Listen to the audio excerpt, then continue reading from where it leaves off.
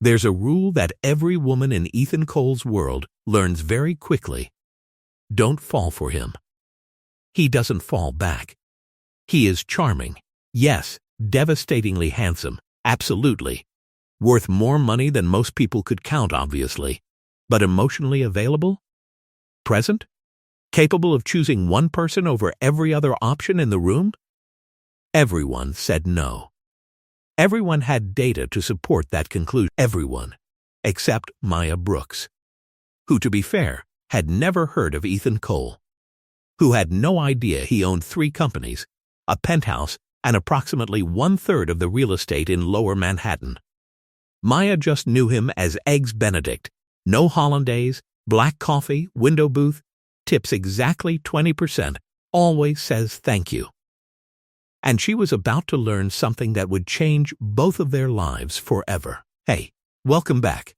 If you're new here, you picked a great day to find this channel. And if you've been here before, you already know what's coming, and you are not going to be disappointed. Before we dive in, I just want to say if you end up loving this story, which I genuinely think you will, hit that like button, drop a comment with your reaction, and subscribe so you never miss a new story. We post every week, and trust me, you do not want to miss what's coming. Okay, let's go. Here's something that very few people knew about Ethan Cole. He hated mornings, which was ironic because he was always the first person in the office. 6 a.m., without fail, coffee in hand, already 3 emails deep into his day before his assistant had even opened her laptop. He looked like a man who thrived in the morning. He acted like a man who owned the morning. But privately, he despised it.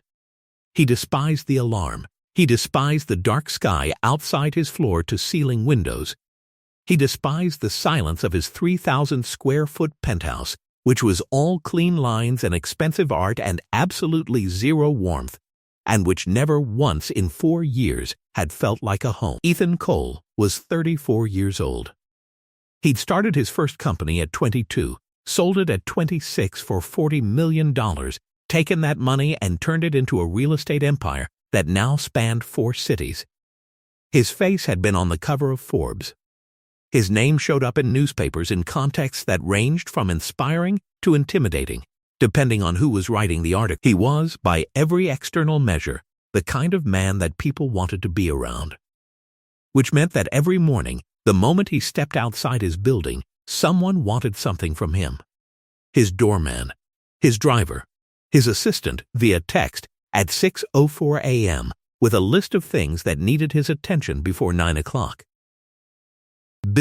Investors, women who somehow always seemed to know what restaurant he was going to, what event he was attending, what charity gala his name had been attached to this week. He was never alone. And he was, somehow, always lonely. On the morning that everything changed, Ethan was supposed to go to a breakfast meeting at a hotel restaurant 3 blocks from his apartment. Champagne brunch, a potential investor, the kind of meeting that required a tie and a very specific kind of smile. Instead, it started raining. His driver called to say he was stuck behind an accident on 5th Avenue. The investor texted to say he was running 20 minutes late, and Ethan, who was already on the sidewalk, umbrella-less, in a suit that his assistant had specifically told him was not for rain, made a snap decision. He turned left instead of right. He walked 2 blocks, then another. He passed 3 coffee shops, one of which he technically owned a stake in. He kept walking. He wasn't entirely sure why. And then he looked up and saw it. Blue Moon Diner. A hand-painted sign, slightly faded. A neon moon in the window that buzzed softly, half of the letters flickering like they'd been meaning to fix it for a while. The kind of place that had probably existed since before Ethan was born and would probably outlast him too. He pushed the door open. It smelled like coffee and butter and something sweet, cinnamon, maybe, or vanilla, and the warmth of it hit him like a small, gentle surprise. Booths along one wall. A counter with stools. A radio somewhere in the back, playing something old and soft, that Ethan didn't recognize. 2 customers at the counter. An older man in a postal uniform. A college student with headphones on and a textbook cracked open. Nobody looked up when he walked in. Nobody recognized him. He stood in the doorway for a moment, wet shoulders, slightly loosened tie, and experienced something unfamiliar. Relief. Counter or booth? He turned. She was already moving, not toward him exactly, but past him, refilling the postal worker's coffee with the efficiency of someone who had done this same motion approximately 8,000 times. She glanced at Ethan over her shoulder. Dark ponytail, a smudge of something flour. On her left cheekbone, an apron that had clearly seen better days. Booth or counter? She repeated, not unkindly, but not waiting for him to collect himself either. Counter stool on the end wobbles, just so you know. If you sit there, that's your choice. Ethan blinked. Counter, he said. He sat on the wobbly stool. She didn't comment on that. She just slid a laminated menu in front of him and said, "Coffee?" "Please." She poured it without ceremony, slid a small ceramic creamer next to the cup, and moved on. Ethan watched her refill 2 more coffees, take an order from the student at the end of the counter, and shout something toward the kitchen that made the cook laugh. She moved like someone who was always 3 steps ahead of the room. There was nothing performative about her. No glance to see if anyone was watching. No adjustment to her posture when she came back his way. "You know what you want?" she asked. He hadn't opened the menu. He looked down at it. "What's good?" She gave him a look, the kind that said the menu exists for a reason. "Sir," and then she sighed, very slightly, and said, "French toast is the move. Or the eggs Benedict if you're feeling ambitious. But the hollandaise is made fresh every morning, and we're almost out, so if you want it, you need to decide now." "Eggs Benedict," he said. "No hollandaise." She wrote it down. "Living dangerously," she said, completely flat. Then she walked away. Ethan Cole, a man who had sat across from heads of industry, negotiated deals worth hundreds of millions, who people called Sir and Mr. Cole, and occasionally the guy who bought our whole building, watched a diner waitress walk away from him without a second glance, and for reasons he couldn't entirely explain, he felt more interesting than he had in years. He missed his breakfast meeting. He told his assistant he'd been held up. He stayed until his coffee cup was empty and the rain stopped. He left a 20% tip. Exactly, not more. He didn't want to be the guy who tried to impress a waitress with money. He came back the next morning. And why did he keep coming back every single morning for 2 full weeks before she ever asked his name? That answer is going to surprise you. On the 14th morning, she finally asked. Not his name, not his job, not why he kept showing up at 6:53 a.m. and ordering the same thing and sitting on the same wobbly stool. She asked about the book. Ethan had started bringing one partly because he needed something to do with his hands, and partly because he'd noticed that nobody in Blue Moon Diner paid any attention to a man reading a book.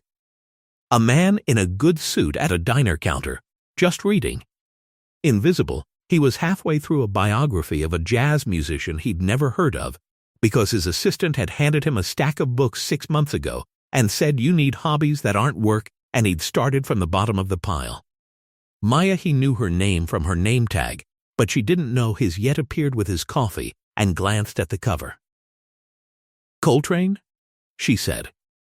He looked up. "You know him?" "My dad played records on Sunday morning," she said, setting down the coffee.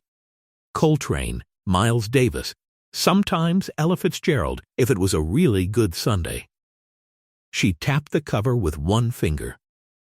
"That book's good. It gets better in the second half. He gets weirder. In a good way." "You read it?" "I read a lot of things," she said simply. Then, as if just noticing the strangeness of this entire exchange, "You come in every morning." "I do." "You like the food that much?" He considered lying. He considered saying something smooth. He did neither. "I like it here," he said. "It's quiet." She glanced around. There were 4 other people in the diner. The radio was playing. From the kitchen came the sound of a spatula hitting a pan. "Sure," she said, clearly unconvinced but choosing not to push it. "Quiet, Maya." She turned back, one eyebrow raised. "The book," he said. "Does he ever figure out the thing with the band? About whether they split because of the contract or because of the personal stuff?" She thought about it for a genuine second. He liked that she didn't pretend to remember instantly. "The band thing," she said slowly. Yes, but you won't believe which one it actually was." She pointed at him. "Don't skip ahead." "I won't." She walked away. Ethan stared at the page he'd been on for 6 minutes and read none of it. Here is what he knew about Maya Brooks after 14 mornings. She was funny. Not in a trying to be funny way, in a way where she said one dry, unexpected thing and didn't wait around to see if you laughed.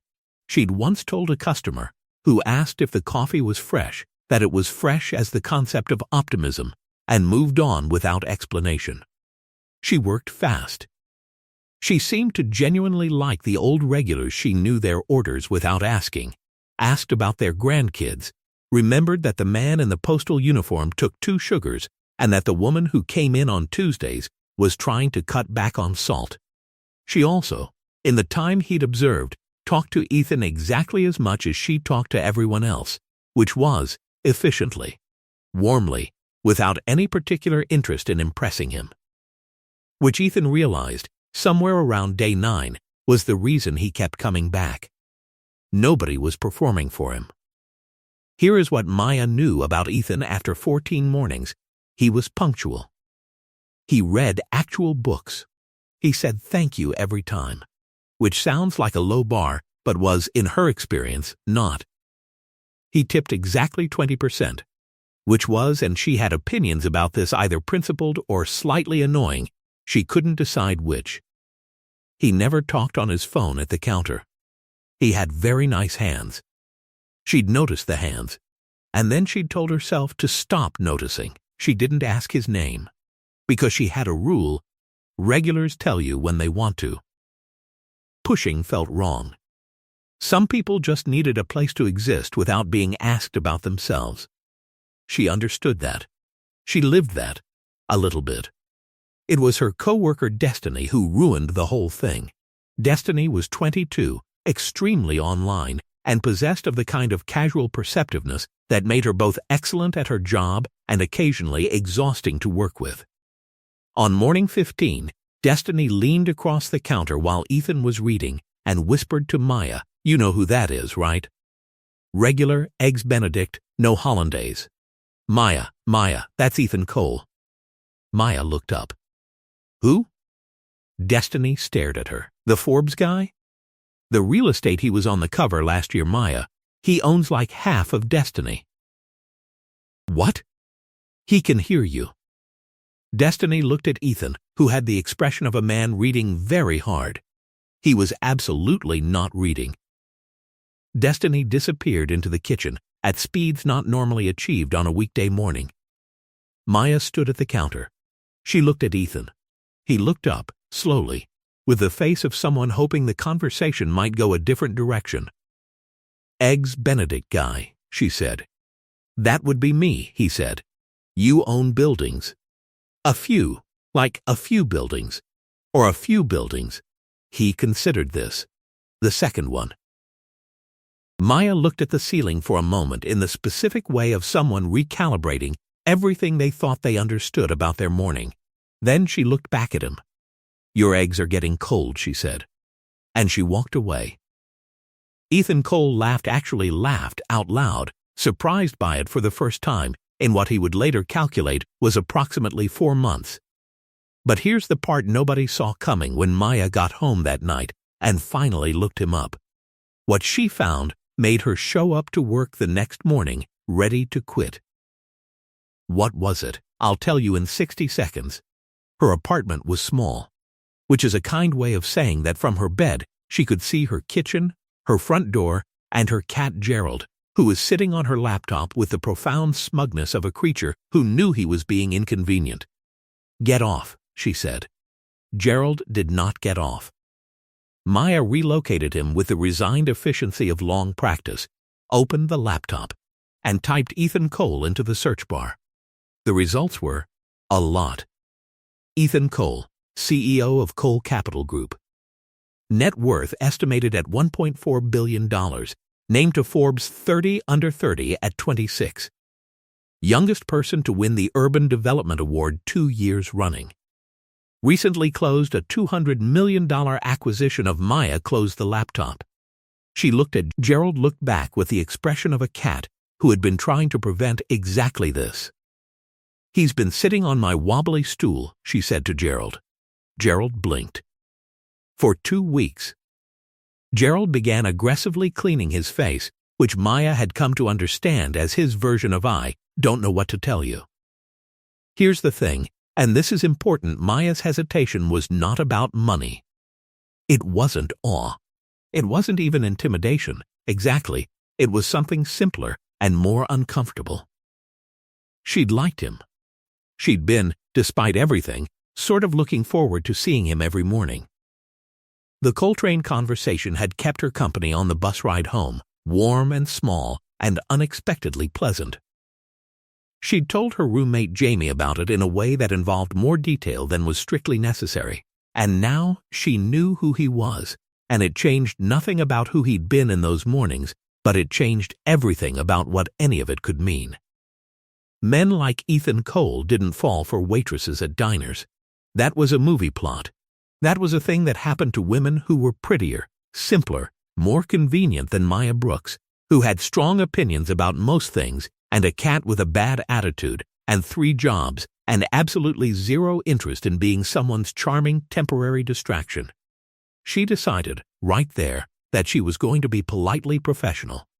Friendly, normal, she was not going to treat him differently because she now knew how much he was worth. This was a very good decision. She lasted approximately 45 seconds into the next morning. He walked in, sat on the stool, the wobbly one, always the wobbly one, and said, "Morning," and she said, before she could stop herself, "You know, most billionaires don't eat off laminated menus." He blinked. She winced. Not that she started. "They should," he said. "The menus are the best part." She looked at him for a second.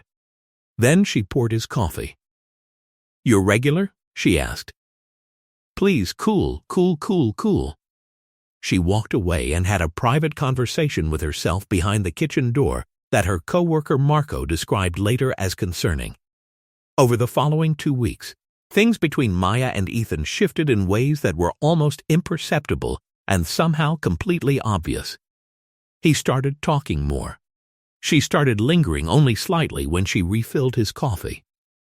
He told her, one morning when the diner was slow, that he'd read the second half of the Coltrane biography. "And?" she asked. "You were right about the band thing," he said. "I didn't see it coming." "Nobody does. It's the whole point. How'd you know?" She shrugged.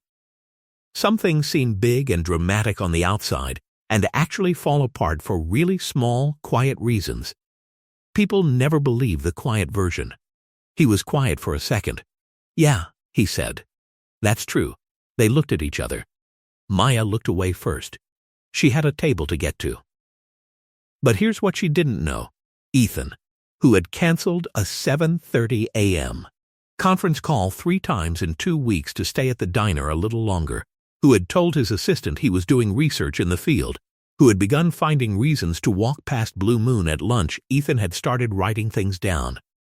Not for any particular purpose, just things she said, things she noticed. A line about the weather that made him smile for half a day, a way she tilted her head when she was thinking. His assistant, who was extremely perceptive and extremely paid to be so, asked him one morning, "Are you happy?" He looked up from his coffee. "That's a strange question." "You've been in a good mood for 3 weeks," she said. "It's statistically anomalous." "I'm flagging it, I'm fine." "You hummed this morning." You were humming. People hum. Ethan, you don't hum. He looked at his laptop screen. He said nothing. His assistant gathered her things and said, very calmly, on her way out, I hope she knows you exist. He stared at the door long after she'd closed it. But the real question, the one that kept him up that night, was whether he even had the right to want what he was starting to want. Because the thing about Ethan Cole that nobody in any of those Forbes profiles had ever figured out was this. He'd been burned before. Badly, by someone who hadn't wanted him at all, just everything around him. And Maya? Maya didn't even know what was around him. Would she still be there if she did? He was terrified to find out. And terrified was not a feeling Ethan Cole was supposed to be capable of. It was a Wednesday. Wednesdays, Maya had come to believe, were structurally untrustworthy. They sat in the middle of the week like a trapdoor, everything fine, everything fine, everything fine, and then whomp. It started with the article. She saw it on her phone during her break. Because Destiny Sweet, well-meaning, chaotic Destiny, had texted her a link with a string of emojis that ranged from a fire to a wedding ring to a question mark. The article was in a gossip column. A photo, taken at some event the previous weekend, of Ethan arriving with a woman in a red dress. Tall, stunning, the kind of polish that suggested professional polish, not the accidental kind. The caption read, Ethan Cole spotted with socialite Vivienne Hart at the Whitmore Gala. Reconciliation on the cards? Maya sat with her phone for a long moment. She was not his girlfriend. She had no claim. She had no right to feel any particular way. She was a waitress at a diner, and he was a customer, and they talked about books and weather, and occasionally the philosophical implications of bad tippers, and that was it.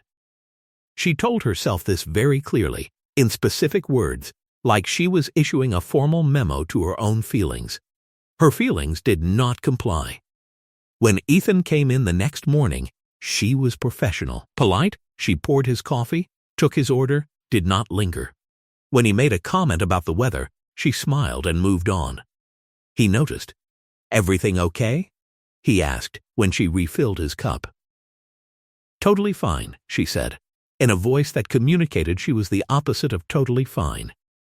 He looked at her with a focus that felt unfair, given that she was trying very hard to be a closed door. You're different this morning. I'm the same as always. You didn't tell me the counter stool wobbles. You know it wobbles. You always say it anyway. She looked at him. He looked back. She said, I saw a photo. From some gala last weekend. With a woman in a red dress. Something moved across his face. Then he said, Vivienne. You don't owe me any explanation. Maya said, fast. I'm just saying she's not, it's not my business. Maya, can I get you anything else? He didn't answer right away. When he did, it was quietly. She's not what that article said. She's not anything. We have known each other for years, and she needed a +1, and I was the easiest option. That's all it was. Maya looked at her notepad. She was writing nothing on it. Like I said, she said. You don't owe me, I know I don't owe you, he said, leaning forward just slightly. I'm telling you because I want you to know. There's a difference. The diner was not loud. It was never loud at 7 a.m. But somehow the moment felt like it happened in its own bubble of silence. Maya looked up. Okay, she said. Okay? Okay, she said again, and this time it meant something different. For approximately 3 days, things were fine. Better than fine. Ethan started staying longer. Maya started setting his coffee down before he asked. There was something building between them with the slow, specific inevitability of water filling a glass, and Maya, who had spent most of her adult life being practical about things that probably deserved more than practicality, was starting to let herself feel it. And then the other thing happened. It came in the form of a woman named Claire.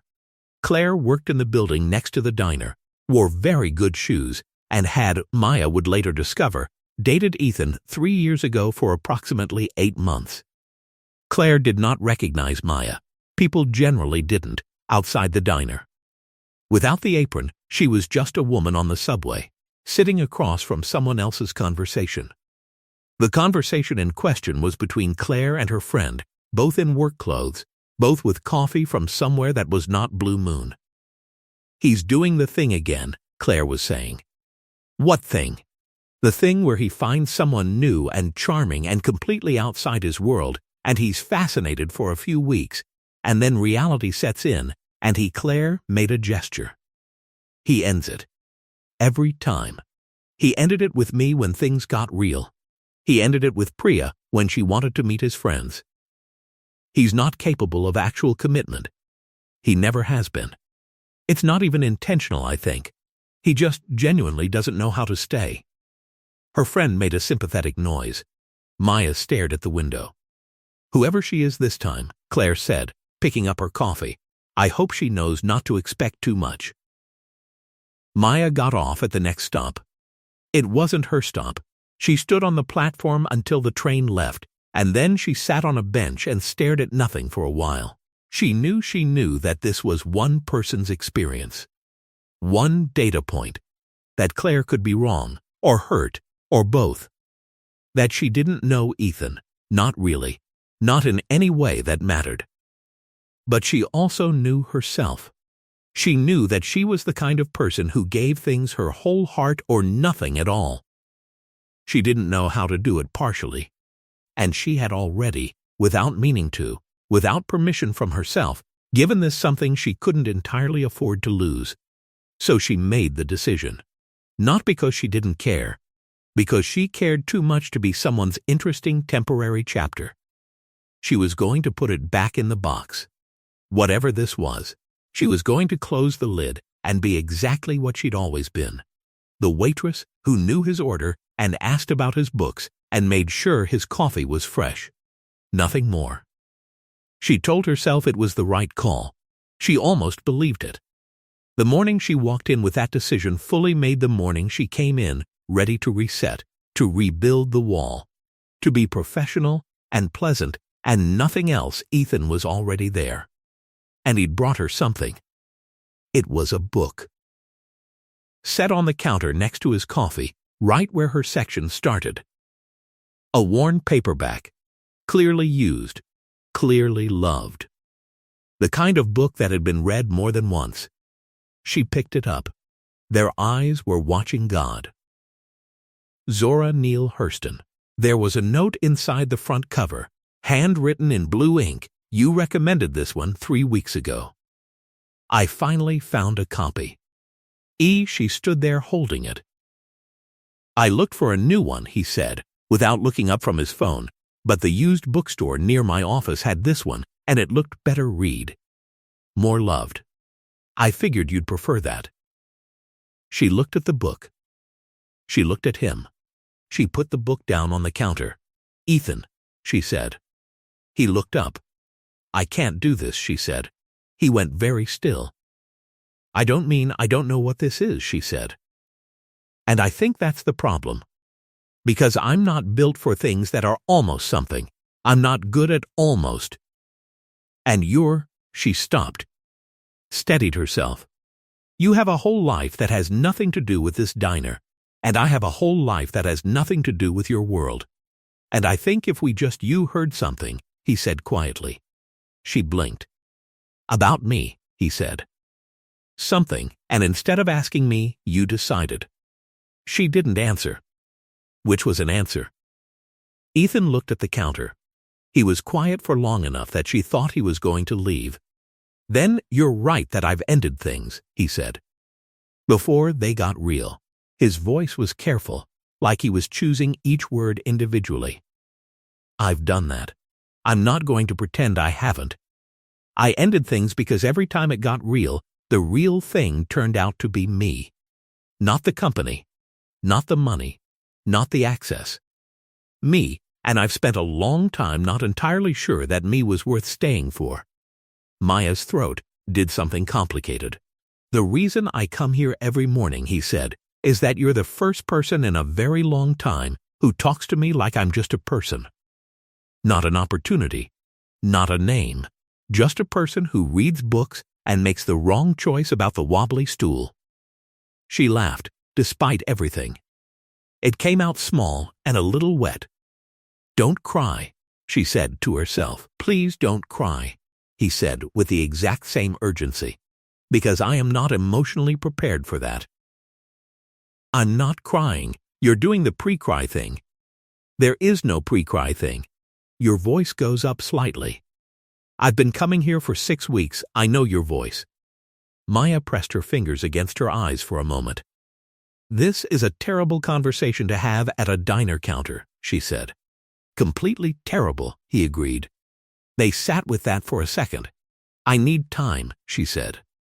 "Okay," he said immediately. "I need to figure out if I believe I know," he said. "I know, Maya. Take the time." He took his coffee. He left his exact 20% tip. He picked up his phone. And then he stopped at the door and turned back. "The book is yours," he said. "Whether or not any of the rest of it works out, you should have it." He left. Maya stood at the counter for a moment. Then she picked up the book. She held it for a while. She was going to do some extremely embarrassing crying in the walk-in cooler in about 4 minutes, but she didn't know that yet. Here's what she didn't know, what none of us knew, was that Ethan was making a phone call before he even reached the corner. Not to his assistant, not to a lawyer, to someone he hadn't called in 3 years. And what he asked for was going to change Maya's life in a way she never saw coming. But not in the way you think. Maya was at her second job. She tutored in the evenings, sat prep, mostly juniors who'd been told they needed to raise their scores by 200 points or their parents would catastrophize when her phone buzzed. Unknown number. She ignored it. It buzzed again. She ignored it again. At the end of the session, she had 3 voicemails and 1 text from the same unknown number that said, "This is Daniel Park. I'm a gallery director. I got your portfolio from a mutual contact. I'd like to talk about a residency opportunity if you have 10 minutes. This is not a scam. I know that's exactly what a scammer would say. But I'm not one." Maya stared at the text. Then she said, out loud, to nobody, "What?" "Here is the thing about Maya Brooks that this story has not yet told you," she painted. Not professionally. Not in a way she'd ever talked about to most people, because it felt too private and too large and too much like hoping for something she'd learned early to keep small. She'd studied fine arts for 2 years in college before the money ran out and practicality arrived with the subtlety of a door hitting her face. She'd taken the diner job. Then the tutoring. Then a weekend gig doing bookkeeping for a small restaurant owner who was kind but numerically challenged. She still painted. She kept a portfolio online, mostly because her old art professor had insisted. But she never updated it, and she told almost nobody about it. She called Daniel Park back. He answered on the second ring. "Maya Brooks," he said. "Finally, I've been trying to reach you. Sorry, I didn't recognize the number. How did you get you said a mutual contact?" A pause. "Yes, someone who came by the gallery a few weeks ago specifically to show me your work, asked me to consider you for the emerging artist residency. We don't usually do it this way, but he was fairly convincing." Maya sat very still. "Can I ask who was it?"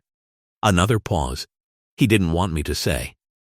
But he did say the sound of paper shuffling, and I'm quoting, "She's going to want to know, and she's going to want to be angry about it, and she has every right to be. But tell her it had nothing to do with me. I looked at her work for about 90 seconds, and it did everything itself." Maya put the phone against her chest for a moment and breathed. Then she said, "When can we meet?" She was at the diner at 6:50 a.m. She didn't usually work the morning shift on Fridays, but she'd traded with Destiny, who asked 0 questions and communicated entirely via raised eyebrows. Ethan walked in at 6:53. He saw her, and something in his face shifted just slightly in a way that looked like relief and looked like nerves simultaneously, which was impressive. He sat on the stool. "You're not usually here Fridays," he said. "I know." She poured his coffee. She didn't move away. "A gallery director called me," she said. He wrapped both hands around the mug. He didn't say anything. He said someone showed him my portfolio, she said. Ethan looked up. "Are you angry?" She thought about it honestly.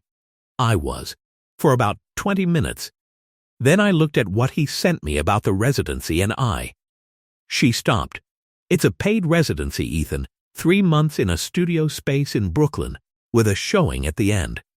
I've wanted something like this since I was 20 years old." "I know," he said quietly. "You mentioned it once. The day the customer spilled coffee on himself and tried to blame you, and you handled it the most graciously I'd ever seen, and then when he left you said under your breath that you were not built for this." He paused. "I asked what you were built for instead. You said painting. And you looked embarrassed immediately, like you wished you hadn't said it." I remembered. He said simply. "You can't just," she started, then stopped, then started again. "You can't just do things like that, Ethan, I know," he said. "Because what happens is I try very hard to keep you in a reasonable category, and then you say something like that, and the category collapses. What category am I currently in? The making this extremely difficult category. That's fair. I'm taking the residency," she said. "You should. I wanted to tell you. I'm glad you did." She looked at him. He looked at her. The counter between them felt both like a very small distance and an enormous one. "I'm scared," she said. It came out before she'd planned it. "Of all of this. I'm not scared of working hard. I'm not scared of the painting. I'm scared of," she gestured, vaguely, between them. "Whatever this is. Because I've spent a long time being careful. And you are the least careful thing I've ever considered." He put his coffee down. "I'm scared too," he said. "You don't seem scared. I came to a diner every morning for 6 weeks and sat on a broken stool so that I could talk to someone for 15 minutes who treated me like I was just a person," he said. "And then I went to a gallery director, which took 4 conversations, and 2 weeks, by the way. He needed a lot of convincing, because I looked at your portfolio and thought, she should be doing this. Not for me, for her." His voice was steady, but she could hear something underneath it. "I'm terrified. I've been terrified. I just didn't have a good way to say it." Maya looked at the book she'd brought in her bag that morning. Their eyes were watching God. Worn pages. A handwritten note inside the cover. She put it on the counter between them. "I've been carrying this around for 2 weeks, she said. He looked at it. Then at her. "Does that mean something?" he asked. "It means," she said, "that I want to try. If you do. With the understanding that I'm going to need things to go slow, and I'm going to be stubborn about some things, and I have a cat named Gerald who is emotionally complex, and you will need to win his approval separately, which I am not guaranteeing will happen." For the first time, she saw something on Ethan Cole's face that looked completely unguarded. No composure. No careful charm. Just a man who had been holding his breath and was finally, slowly, exhaling. "I can work with Gerald," he said. "He's already judged you from my phone screen. He sat on your Forbes article. Did he seem impressed? He knocked it off my nightstand. I'll take that as neutral." She laughed. A real one, full and surprised, and she felt it all the way down. "Your eggs are going to be late," she said. "Worth it," he said immediately. She pointed at him. "You're going to be an annoying customer. I've been coming here every morning for 6 weeks. "Yeah," she said, picking up the coffee pot to refill his cup. "But now I'll know it's on purpose." He smiled, and it wasn't the polished smile from the magazine covers. It wasn't the careful public-facing version. It was smaller, and more crooked, and entirely real. She turned toward the kitchen window and called his order. Then she turned back one more time and said, quietly, so only he could hear, For what it's worth, I've been looking forward to 7 a.m. For 6 weeks, too. She walked away before she could see his expression, which was probably for the best, because it might have undone her entirely. 3 months later, Maya's art hung in a gallery in Brooklyn. 12 pieces, each one large, each one vivid, each one, the gallery director said, evidence of a particular kind of seeing, the kind that noticed things other people looked past. She stood in the middle of the room on opening night, wearing a dress she'd bought with her residency stipend and shoes that were new, actually new.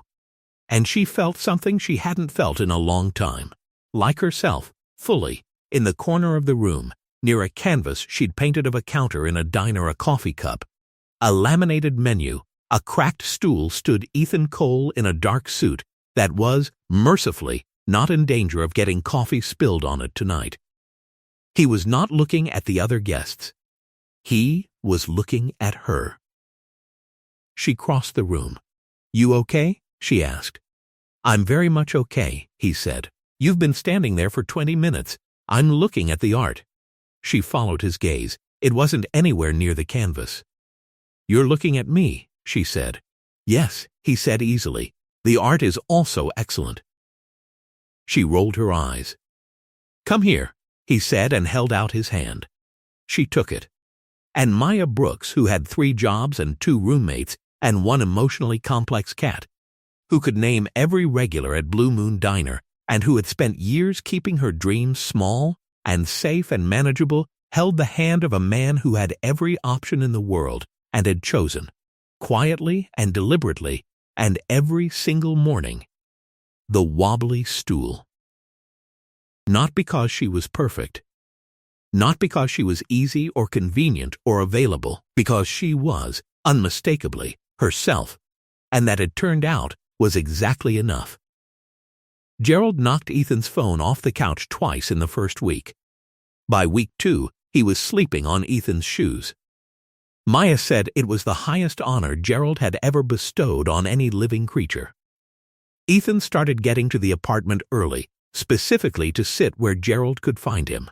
Maya found this out and told absolutely no one, because some things are too good to explain. And that's the end of our story, and honestly, I could listen to Maya and Ethan forever. There's just something about 2 people who stumble into each other when neither of them was looking that hits different every single time. If this story made you feel something, whether it was the laugh, the heartbreak moment in the middle, or that final gallery scene that I may or may not have gotten a little emotional writing, let me know in the comments below. Tell me your favorite part. Tell me which hook got you.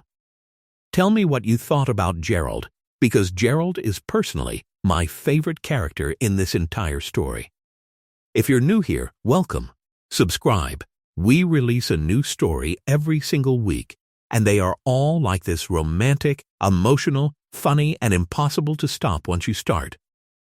Hit the like button if you stayed until the end. It genuinely helps more people find these stories.